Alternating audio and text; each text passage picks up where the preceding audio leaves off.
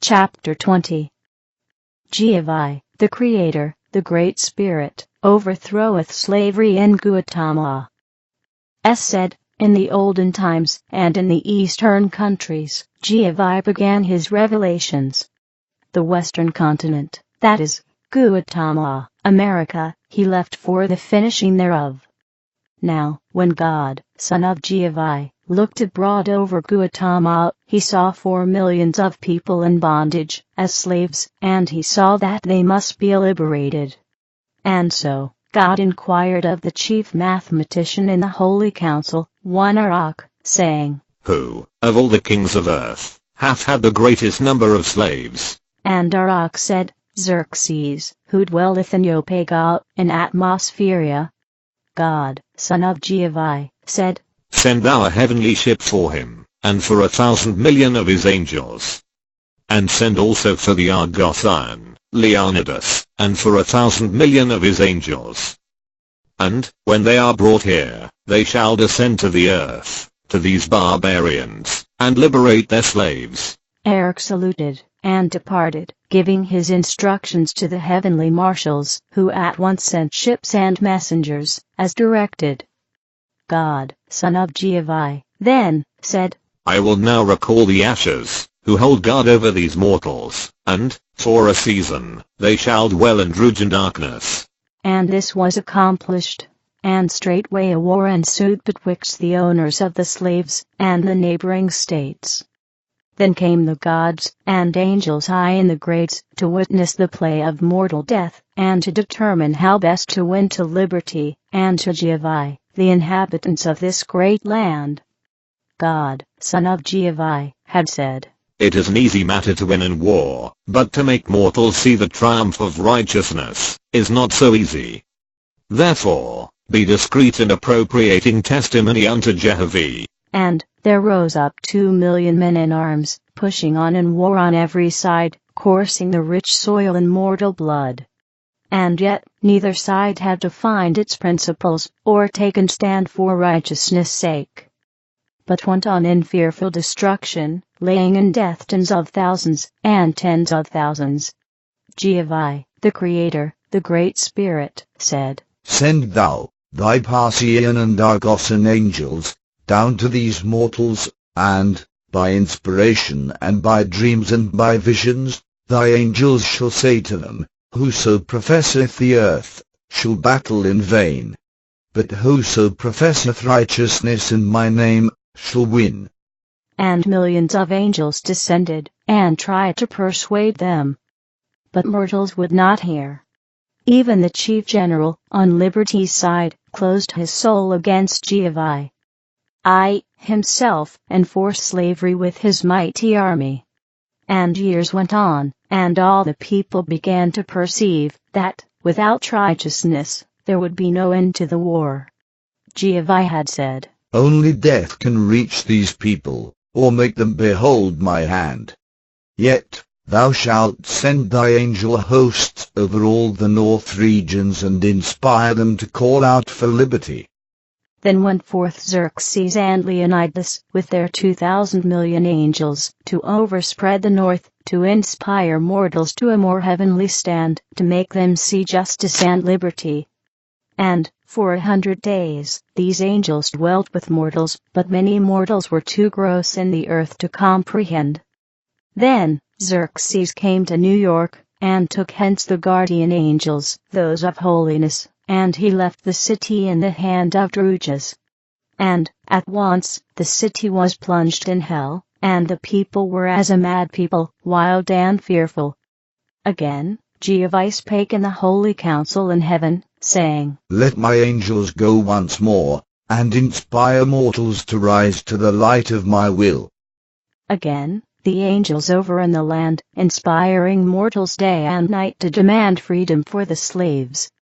And the ambassadress of Jehovah said to her inspiring hosts of angels, Number ye the mortals, north and south, as to their majority voice for freedom. Now, when the gods numbered the mortals, and graded them, they discovered the majority had turned to freedom's side. Jehovah said to his ambassadress, Take thine own inspiring host, and go down to the earth, to Washington, to Lincoln, the President, and hold this matter up to him, that he may understand me. For he is not bound in doctrines. For which reason my angels made him President, and for this purpose which I have in hand. And it shall come to pass that Lincoln will hear thee, and he shall resolve in his own mind unto freedom for the slaves. But he will seek for some external sign, fearing he may have mistaken the angels that minister unto him. But I will provide a way for this end also. And the angels of Jehovah went to Lincoln, in a vision, like a dream, and they said unto him, Lincoln, Lincoln. And he answered and said, Who art thou? And the angels said, Such has come in Jehovah's name for freedom's sake.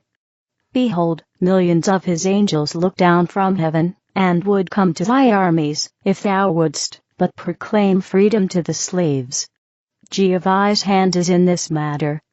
Lincoln awoke, and was troubled with his dream. The next night, the angels came again, and retold their words, and added thereunto, The great majority of the country is ripe for this matter. Thou fearest this is but a foolish dream. Behold, we will give thee proof tomorrow. Lincoln awoke more troubled than before, but remembered, the angels said, We will give thee proof tomorrow. Jehovah said, I will make this matter a testimony to this nation, so that no man may gainsay it. And I will show also how my angels work singly and in mighty legions. Now, at that time, there was living in Washington, a seeress, Nettie Maynard, through whom spirits spake in her entrancement. And on the day mentioned, the angel spake through her, saying to one Case, Go thou, and fetch the President into the presence of this woman. And Case went to Lincoln, and told him what was said. And when Lincoln was before the seeress, the angel of Jehovah entranced her, and said unto him, We said, we would give thee proof tomorrow. Behold, we repeat unto thee, Jehovah is in this matter. Save, thou proclaimest the freedom of the slaves, thou shalt not succeed. Do thou this, and the enemy's armies shall melt away, like snow in the sun.